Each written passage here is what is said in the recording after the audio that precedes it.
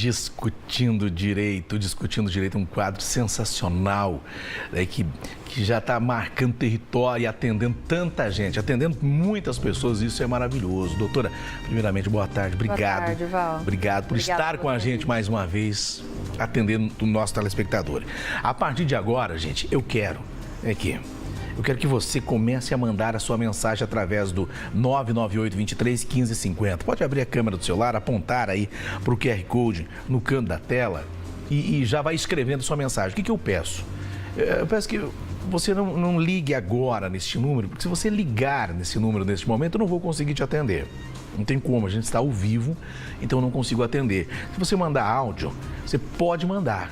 Eu não vou conseguir repassar a pergunta agora, ela não será respondida agora. Mas eu quero lembrá-los que todas as perguntas que chegarem a partir deste momento, através do nosso número aí, serão repassados.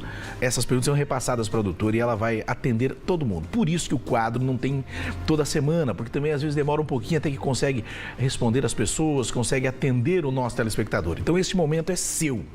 Esse momento é seu, meu amigo, minha amiga, para tirar qualquer dúvida. Eu quero começar uma pergunta do seguinte. Hoje a gente tem milhões de brasileiros que sofrem com hipertensão. E alguém me perguntava, quem trata a hipertensão, quem toma medicamento aí diariamente para manter a pressão arterial em dia, ele tem direito à aposentadoria ou a uma pensão, alguma coisa assim ou não? Val, em 2013, a gente teve uma alteração muito interessante na lei que trouxe uma aposentadoria diferenciada das demais, que é a aposentadoria para pessoa com deficiência. E quando a gente pensa em deficiência, a gente não pode pensar só na ausência de um membro ou coisa do tipo. Deficiência hoje a gente entende com o conceito de que é uma limitação. Quando a pessoa apresenta uma limitação para o trabalho ou uma limitação para o dia a dia dela, pode se enquadrar como pessoa com deficiência.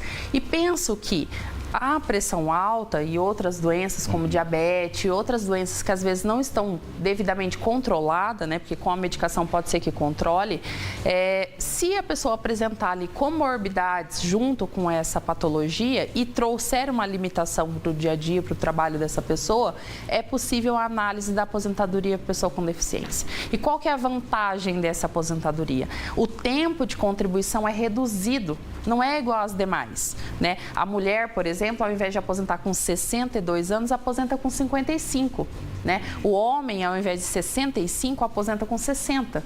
Então, quem tem pressão alta, nesse momento, e acha que não tem vantagem nenhuma na pressão alta, pode ter? Nesse aspecto, pode ter? Pode ter. Dependendo ali da gravidade, a gente faz uma análise da documentação médica, né? E aí pode ser que se enquadre. Então, é interessante procurar saber quanto tempo tem e analisar a documentação médica para ver se enquadra, né? É uma aposentadoria especial, praticamente.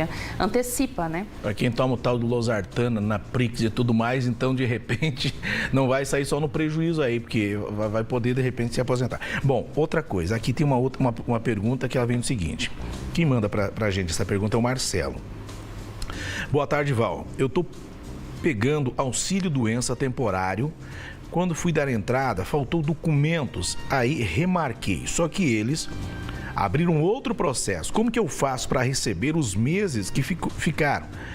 Coloquei prótese no quadril. Estou fazendo reabilitação profissional. Me ajude, por favor. Marcelo que passa essa pergunta. Você conseguiu entender, doutor? Consegui. O que acontece é aquela questão, né? O INSS hoje, o protocolo é todo online. Se às vezes um detalhe a gente perde ali no protocolo, a gente pode ter às vezes algum tipo de prejuízo, então tem que ter um pouco de atenção. Pode ser que você tenha que entrar com um recurso administrativo para requerer os atrasados ou uma revisão, se o benefício chegou a ser concedido, mas foi pago um período menor do que você tinha direito, pode ser que caiba uma revisão. O ideal é que nesse protocolo que está aberto, você junte os atestados anteriores e faça a solicitação no pagamento desde a data que você se afastou do trabalho, tá? Agora, outra pergunta aqui. Bom, aqui vem bastante gente. Aqui não é uma pergunta, aqui quem manda pra gente, eu não vou saber, acho que é o Luiz Carlos de Lima. Só quero agradecer o seu programa, fui muito bem atendido por você e sua equipe e a equipe da doutora que também entrou em contato comigo, Luiz de Fazenda Rio Grande. Obrigado. Bacana isso, isso é um feedback para quem está nos acompanhando neste momento e vai mandando a sua mensagem, gente, o 998-23-1550, esse QR Code no canto da tela é para você abrir a câmera do celular, apontar para cá e já escrever a sua mensagem, já fazer aí o seu pedido, qual a informação que você gostaria de ter. Boa tarde, Val. Quem tem aneurisma consegue se aposentar ou receber algum benefício? Quem pede é Lenecir Aparecida. Não, Lenecir, a questão é a mesma com a questão que eu acabei de citar da aposentadoria para pessoa com deficiência. A gente vai analisar o grau da doença. Se você já estiver pagando INSS e estiver totalmente incapacitada para o trabalho, cabe o auxílio doença, temporário ou até uma aposentadoria por invalidez, dependendo da gravidade e se o problema de saúde é por tempo indeterminado, tá? Agora, se for um problema de saúde que trouxe uma limitação, mas a pessoa ainda consegue trabalhar, a gente pode analisar se cabe a aposentadoria para pessoa com deficiência, que tem essa redução, tá? Michel Santos, ele diz o seguinte: boa tarde, Val, tudo bem? Tudo bem, Michel? Tudo tranquilo, graças a Deus. É o seguinte, tem uma dúvida. Trabalho com PCD no trabalho. Como faço para comprovar no INSS que trabalhei? Aí agora é o seguinte... Desculpa a minha ignorância, mas eu fiquei vendido nessa, hein? PCD é pessoa com deficiência, né? Tá. Então ele já é considerado ali, entrou numa vaga diferenciada para pessoa com deficiência, porque provavelmente ele tem alguma restrição, alguma limitação para o trabalho. Então sim, é totalmente possível te enquadrar nessa aposentadoria. A gente tem que ver qual é o tempo de serviço, quando que iniciou esse problema de saúde, se ele é congênito ou não. Se ele não for congênito, normalmente a documentação médica, prontuário médico, exames antigos são suficientes para comprovar o início da deficiência e pedir um parecer para o médico ali, para um laudo, né, que provavelmente você talvez até tenha já, né, para comprovar essa questão para o INSS, tá? Mas tem que analisar o tempo de serviço também, para a gente ver qual que é a melhor regra para te enquadrar. Aqui a pergunta acho que não vai se encaixar, doutora. Bom, mas eu vou fazer igual, porque é o Serginho que manda pra gente aqui. E tem muita gente mandando mensagem. Faça isso, vai mandando sua mensagem, não tem problema. Eu vou conseguindo algumas, outras não. Sérgio Zanetti diz o seguinte. Primeiro, parabéns pelo programa, muito obrigado. Minha dúvida é a seguinte: meu falecido pai se casou com regime de comunhão de bens. Meu avô, pai dele, também falecido. Estamos no processo de inventário do avô. Gostaria de saber se essa herança do meu avô, que ficou para mim, se a viúva do meu pai tem direito, aí já não é aposentadoria, né? Já é uma inventário, é direito civil. Então eu não vou poder te ajudar porque não é a minha especialidade. Eu costumo dizer, Val, que advogado é igual médico, cada um tem a sua especialidade, né? É que na verdade está querendo se aposentar com a herança, também é uma ideia, entendeu? Não deixa de ser. Não deixa de ser. Se conseguir a herança ali, aplicou bem bolado, bem pensado. É o seguinte, deixa eu ver aqui, tem muita gente mandando aqui. Olha aqui, deixa eu ver. Boa tarde, Val. Boa tarde, doutora. Minha mãe só teve um registro em carteira. Está com 57 anos. Trabalhou pouco tempo registrada. Há anos, ela é diarista e costureira. Ela consegue se aposentar normal? Essa é a pergunta, desse jeito. Tá. Ela tem 5 anos mais ou menos de... É o Guilherme que fala. Guilherme, isso. Muito boa a pergunta, Guilherme.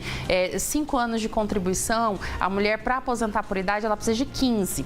Então ainda faltam 7 anos para ela completar a idade. Então vai faltar 3 anos. A minha sugestão é olhar se ela trabalhou na roça sem registro, por exemplo, ou às vezes como doméstica sem registro, ou enfim, qualquer tipo de trabalho sem registro, para verificar se tem outras formas de ter mais tempo ali, para comprovar mais tempo para ela conseguir fechar os 15 anos com 62 anos de idade, tá? E outra questão, é muito importante ela pagar a INSS, porque se Deus me livre acontecer dela ficar doente nesse meio tempo, né, até chegar a idade de aposentar, ela pode acionar o INSS por meio do auxílio-doença, tá?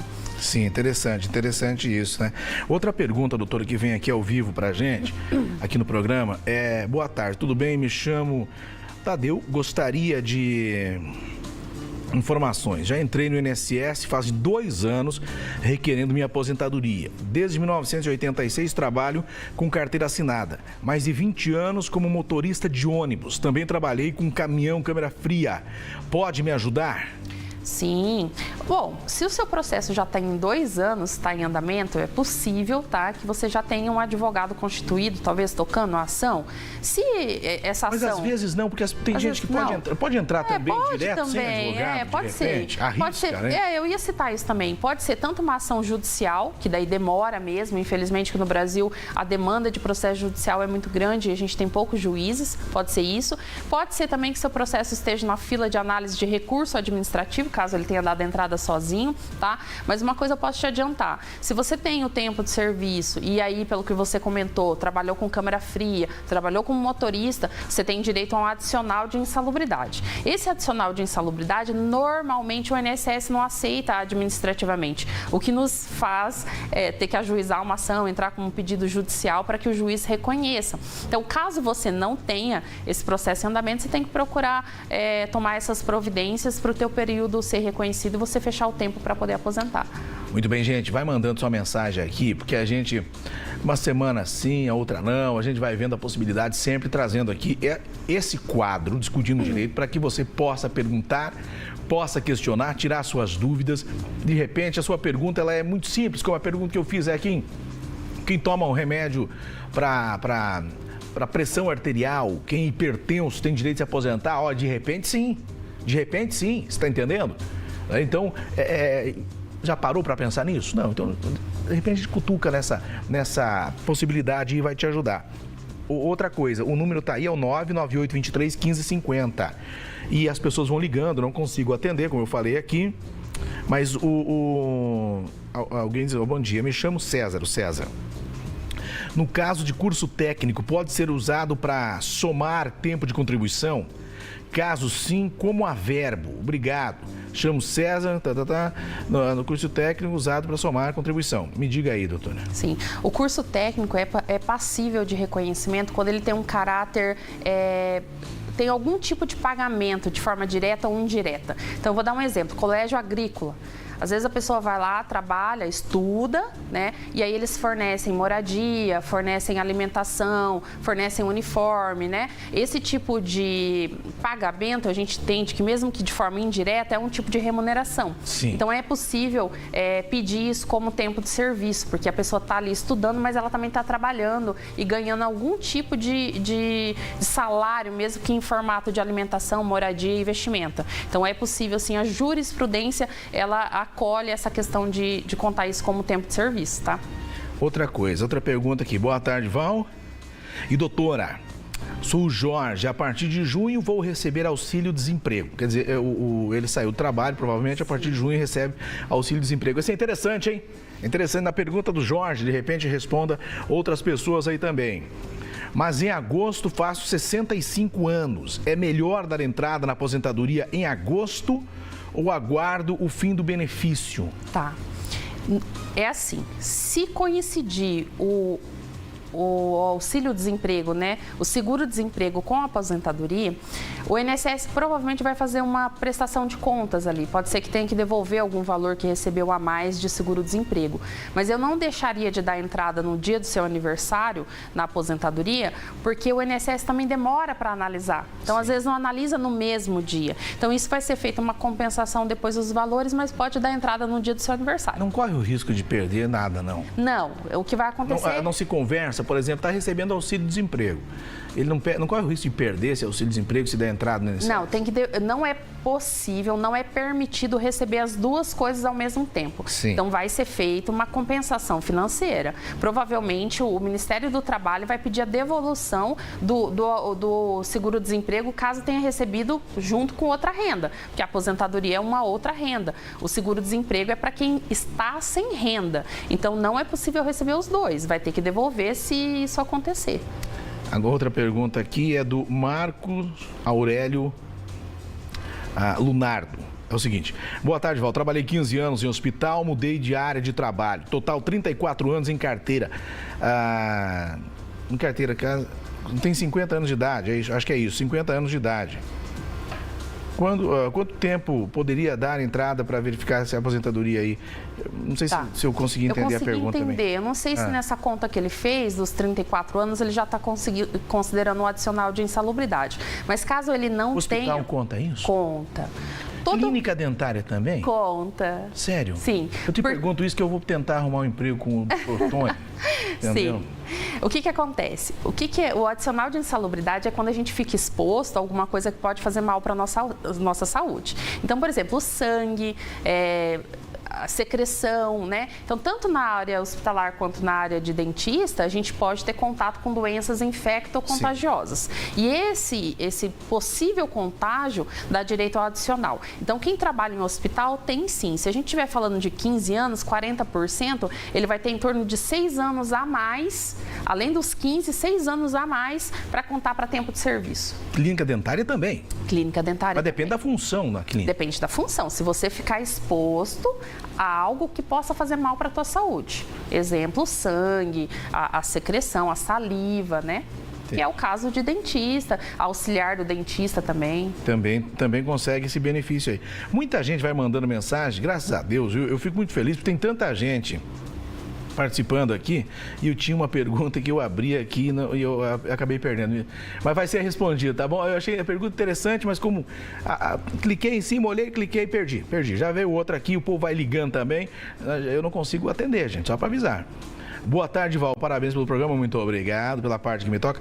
Eu sou hipertensa há 10 anos, tomo remédio controlado, tenho carteira assinada há 14 anos. Atualmente trabalho na mesma firma há 10 anos. Olha só, como fica a minha aposentadoria? Tem 50 anos. Um abraço. É a Eliane que pergunta. Eliane, eu acredito que você está bem próxima de se aposentar. A gente só tem que fazer análise ali da documentação, né? Ver como que está o controle dessa doença. Ela trabalha em posto de gasolina. Então tem um adicional de insalubridade também. Também tem? Posto de gasolina a gente chama de adicional de periculosidade, que é quando tem um risco, né? Um risco de explosão, né? Então, mas no seu caso é possível a aposentadoria para pessoa com deficiência, tá? A mulher, no caso da aposentadoria para pessoa com deficiência, aposenta com 55 anos de idade, 15 anos de contribuição, 15 anos na condição de pessoa com deficiência, que daí é onde entra a documentação médica para comprovar, tá? Eu vou abrir mais uma pergunta aqui de forma aleatória, porque tem bastante gente mandando. Todas serão respondidas e você volta outro dia para a gente falar de novo, porque é um assunto que chama a atenção da galera aqui. E tem bastante gente digitando, eu acho que vão refazendo a pergunta, eu não sei te dizer. Boa tarde. Boa tarde, com quantos anos de registro para se aposentar? É uma pergunta simples, mas de repente ela responde. Se a pessoa tem dúvida, é importante a pergunta, né? É importante. E essa questão é bem relativa, porque vai depender da situação de cada um, né? Mas a regra, a lei, ela fala 15 anos de contribuição, que é o mínimo para poder aposentar por idade. Mas já aconteceu o caso da pessoa ter 2 anos de contribuição e ficar doente e aposentar por invalidez, tá? Assim também, como tem situações que a pessoa trabalhou, tem 33 anos de tempo de serviço, tem tempo rural, tem insalubridade. Então tem que analisar caso a caso. Tá? Porque tem vários tipos de aposentadoria, né? Cada um pode se enquadrar numa espécie diferente. Boa tarde. Uma pessoa com 60 anos, ainda trabalhando, diagnosticada com osteoporose, pode se aposentar? Hoje eu entendo que a aposentadoria para pessoa com deficiência é muito comum, né? Todos nós ali estamos em qualquer momento da vida suscetíveis a ter algum problema de saúde e uma limitação. Então eu vejo essa aposentadoria como uma informação que muita gente desconhece e é uma forma de antecipar a aposentadoria, tá, gente? Então qualquer problema de saúde que traga algum tipo de limitação pode ser enquadrado como uma aposentadoria para pessoa com deficiência. E aí a gente tem que analisar o grau, porque a aposentadoria por tempo de serviço, por exemplo, a mulher consegue aposentar com 28 anos de contribuição no caso de deficiência de grau leve. Sim. Então, tem que fazer a apuração do grau, do tanto de tempo de contribuição que a pessoa tem e ver qual que é a melhor alternativa aí nessa situação. Doutora, primeiramente, obrigado. Eu tenho muita gente mandando, muita gente perguntando e eu fico muito feliz com tudo isso, porque é o povo na dúvida. Se a gente pode contribuir com alguma coisa, isso é maravilhoso. Eu quero te dar os parabéns, viu, Val? Obrigado. Porque esse quadro é um quadro que tem um viés social, a gente está aqui para passar informação para a população e isso faz total diferença. É bacana isso, é bacana. Você consegue levar esse aparelho e já entregar para a minha produção? Muito obrigado. Obrigada. Tudo de bom. E até a próxima com o nosso quadro Discutindo Direito. Vem comigo aqui, Daniel. Discutindo Direito, com esse quadro que a gente traz para esclarecer o povo aí de casa, tá bom?